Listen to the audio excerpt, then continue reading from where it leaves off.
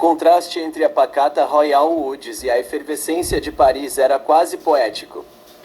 Enquanto uma cidade tentava sufocar identidades com leis arcaicas, a outra abria seus braços históricos para acolher a revolução que Liz Loud trazia em suas mãos manchadas de tinta.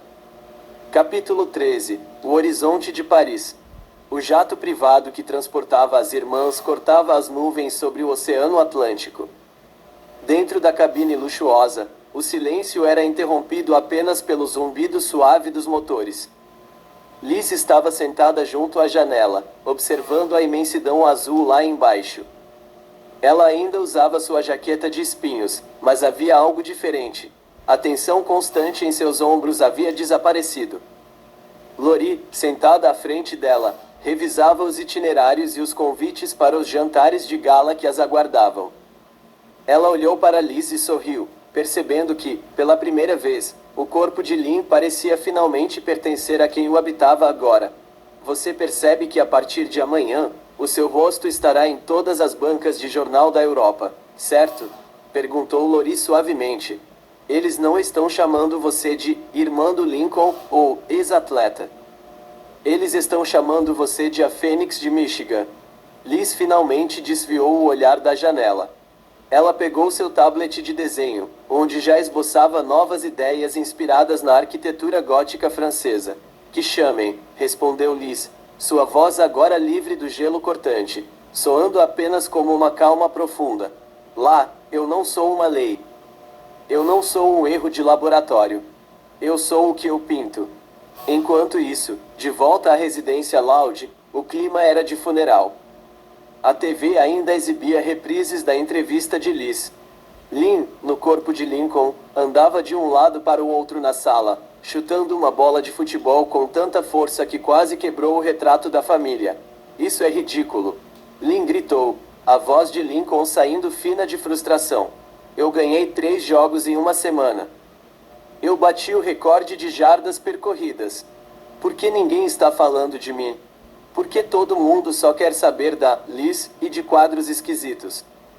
Os pais, senhor e senhora Loud, estavam sentados no sofá, ainda em choque. Eles olhavam para as malas vazias no quarto de cima e para o cheque de $25.000 que Liz não precisou dividir com ninguém. A ficha finalmente havia caído. Eles não perderam apenas o Lincoln naquela troca. Eles haviam perdido a lealdade de Liz e a proteção de Lori. Nós falhamos com ela, não falhamos? Perguntou Rita Loud, com a voz embargada. Nós deixamos a Lynn fazer aquilo e fingimos que estava tudo bem só porque a lei era difícil. Ela nos apagou. Mãe, interrompeu Lisa, saindo de seu bunker com uma expressão analítica. A resposta de Liz ao trauma não foi a agressão, mas a exclusão total. Para ela, nós somos apenas figurantes em uma vida que ela decidiu reescrever em Paris. Quando o avião pousou no aeroporto Charles de Gaulle, uma comitiva do Louvre já as aguardava. Ao descer as escadas, Liz foi recebida por Jean-Luc Moreau e uma dúzia de jornalistas. Moreau estendeu a mão para ela. Bem-vinda a Paris, Liz. O Louvre está pronto para você. Liz apertou a mão do curador. Ela olhou para os fotógrafos, ajustou a echarpe rosa e, pela primeira vez, não se escondeu atrás do cabelo. Ela caminhou em direção ao carro preto que as levaria ao museu, sentindo o ar frio da manhã francesa. Longe das correntes de Royal Woods, longe da arrogância de Lynn e longe da sombra de quem ela costumava ser, Liz Loud estava pronta para mostrar ao mundo que, embora tenham trocado seu corpo, sua alma era absolutamente inalcançável. O sucesso de Liz em Paris não era apenas uma vitória artística, era uma declaração de independência. Enquanto a Cidade Luz se preparava para a maior exposição da década, o eco do silêncio de Liz finalmente cruzava o oceano para assombrar quem ficou para trás. Capítulo 14. O vernissage da vingança. A fachada do Museu do Louvre estava iluminada com projeções da obra de Liz. Milhares de pessoas se aglomeravam na pirâmide de vidro, na esperança de ver a jovem americana que havia redefinido a dor moderna. Nos bastidores, Lori ajudava Liz a ajustar sua jaqueta de espinhos. O contraste entre elas era marcante. Lori, a imagem da elegância clássica, e Liz, a personificação da rebeldia artística. O telefone de Lori vibrou incessantemente. Eram mensagens de vídeo de Royal Woods. É a família de novo? Perguntou Liz, sua voz saindo calma enquanto ela retocava o batom preto. Sim, suspirou Lori, olhando para a tela do celular. Lynn está tendo um colapso. Ela viu que você foi capa da Vogue francesa. Ela está tentando convencer o papai a voar para cá, mas eles não têm o dinheiro e, honestamente, acho que eles estão com medo de você.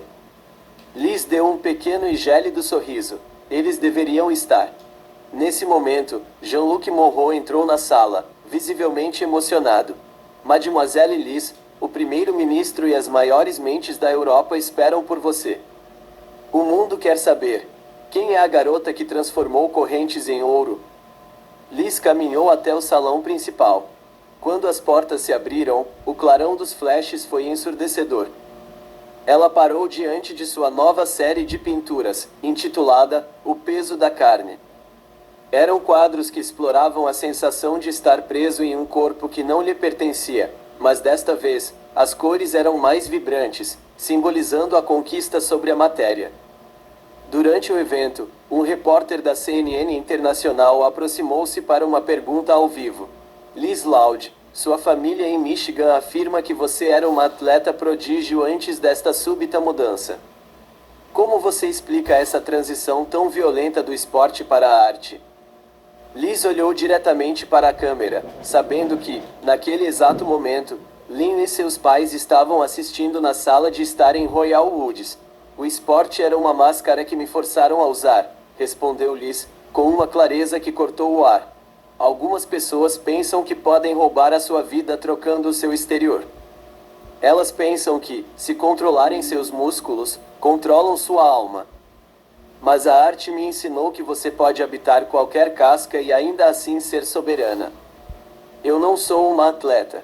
Eu nunca fui. Eu sou a Liz, e eu venci o jogo antes mesmo dele começar. A transmissão foi cortada para um comercial, mas o estrago estava feito. Em Michigan, Lynn, no corpo de Lincoln, atirou o controle remoto contra a parede, chorando de raiva. Ela tinha o corpo atlético, ela tinha os troféus da cidade, mas Liz tinha o mundo. Lori aproximou-se de Liz no meio do salão e entregou-lhe uma taça de suco espumante. Você conseguiu, Liz. Você não é mais apenas uma Loud. Você é um ícone. Liz olhou para as janelas do Louvre, vendo as luzes de Paris. Ela sabia que o choque da família ao descobrir sua verdadeira grandeza era apenas o começo. Ela agora tinha os recursos, a fama e a distância. O próximo passo não era apenas pintar a dor, mas construir um império onde ninguém jamais poderia lhe dizer o que ser. O auge da jornada de Liz Loud não foi apenas o sucesso, mas a conquista da paz absoluta. Em Paris, o nome Loud deixava de ser um sobrenome familiar para se tornar uma marca de luxo e intelecto, enquanto os laços com o passado eram transformados em cinzas e tinta. Capítulo final. O epílogo de cristal. 2 anos haviam se passado. No coração do prestigioso distrito de Marais, em Paris, erguia-se a Galerie de Lame, Galeria da Alma. O edifício era uma joia de arquitetura moderna, paredes de vidro fosco, detalhes em aço negro e uma iluminação que parecia emanar do próprio chão. Na fachada, letras de metal escovado anunciavam a proprietária, Liz Loud. Dentro da galeria, Liz caminhava com uma postura de rainha.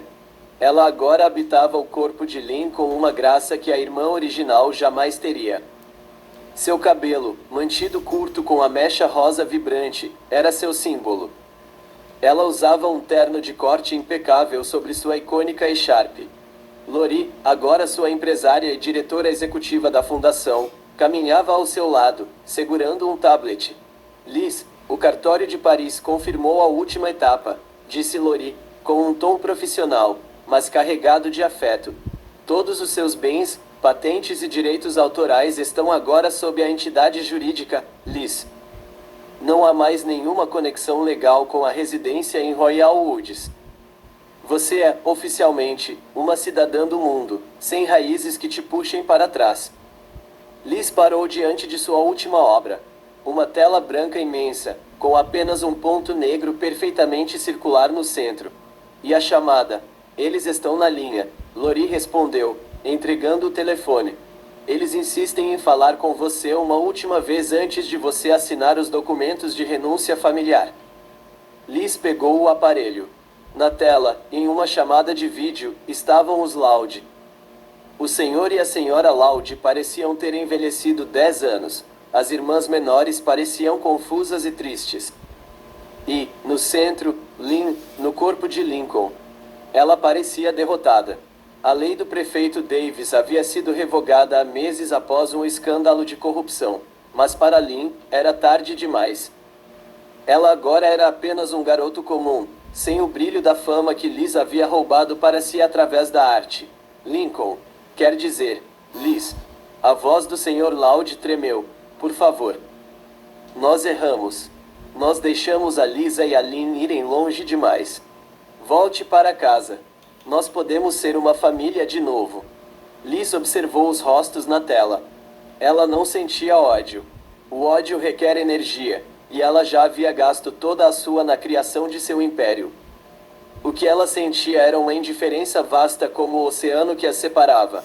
Vocês não entendem, Liz disse, e sua voz, embora calma, ecoou pela galeria vazia.